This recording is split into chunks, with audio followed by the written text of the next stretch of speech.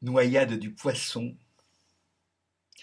Si on ne voit pas pleurer les poissons qui sont dans l'eau profonde, c'est que jamais quand ils sont polissons, leur maman ne les gronde. C'est le point de vue optimiste de Bobby Lapointe. En fait, le poisson pleure. Le poisson rit aux larmes.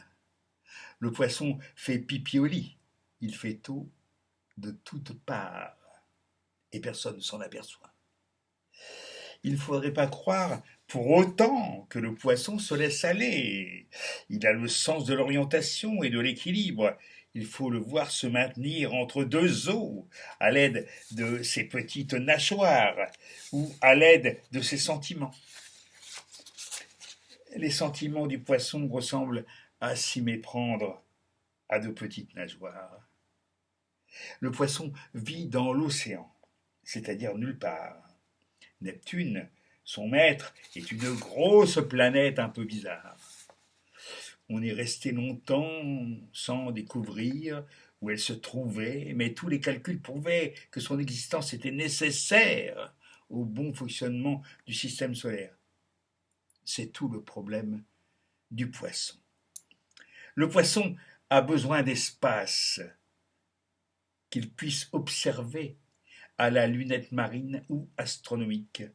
S'il ne s'évanouit pas dans ce qu'il observe, il y arrive d'en tirer d'importantes conclusions, comme Copernic ou Einstein.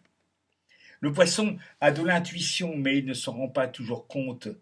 C'est qu'il en a trop. Il baigne dans son intuition. La logique est cristalline, l'intuition est liquide. Quand il en prend conscience, il peut être tenté d'en faire un peu trop, comme Victor Hugo. Ce poète du XIXe siècle, auteur d'Océano Nox, soutint de longues conversations avec les esprits sur une petite île anglo-normande. Le poisson est indécis. Il se complaît exagérément à composer des préludes comme Chopin. Il peut être très influençable. Il adhère à n'importe quelle partie de masse, de nas. Le flux l'emporte, le flux le ramène, mais il est parfois scrupuleux et tatillon, car toute chose et son contraire sont également vraies. La Vierge fait face au poisson. Le poisson est le commencement et la fin, l'infini et l'indéfini. Il ne sait pas très bien s'il se dilate ou s'il se dissout. Il se perd en lui-même. Nul ne sait mieux nager que lui, et justement, il nage. Le poisson est souple, mystérieux, féminin. Le poisson est inconsistant, insaisissable, agaçant. Il a la poignée de main molle. Vous essayez de le caresser dans le sens des écailles, il vous file entre les doigts. Impossible de le regarder dans les deux yeux en même temps, sauf type limande. Il vous fait un clin d'œil de merlan frit d'un côté, mais peut-être que de l'autre, il est légèrement goguenard. Le poisson est pacifique et attentiste, mais parfois il ne peut s'empêcher de mordre, et après il est bien avancé. Souvent, poisson varie. Il prend des virages à 30, 90 ou même 180 degrés. Sait-il seulement où il veut aller? Oui, il veut aller dans plusieurs directions à la fois. On aura remarqué que le poisson prend un S au singulier. La tradition le représente sous la forme de deux poissons tête bêche. Personne, sauf peut-être certains psychanalystes, ne songerait à s'appesantir là-dessus. Certains poissons doués réussissent dans le prodige de se laisser entraîner par le courant, tout en le remontant, c'est mystique. L'océan, c'est bien, mais c'est humide. Le poisson, qui n'est pas plus heureux dans l'eau que l'oiseau dans l'air ou la vache sur son plancher, voudrait bien en sortir de temps en temps.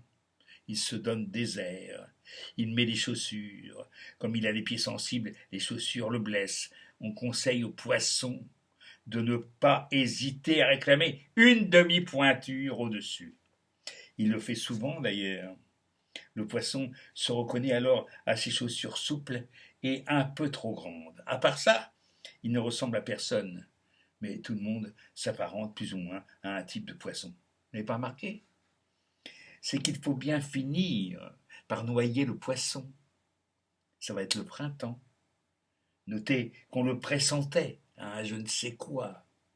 Un léger clapotis, une brise ténue, l'amorce d'une réaction.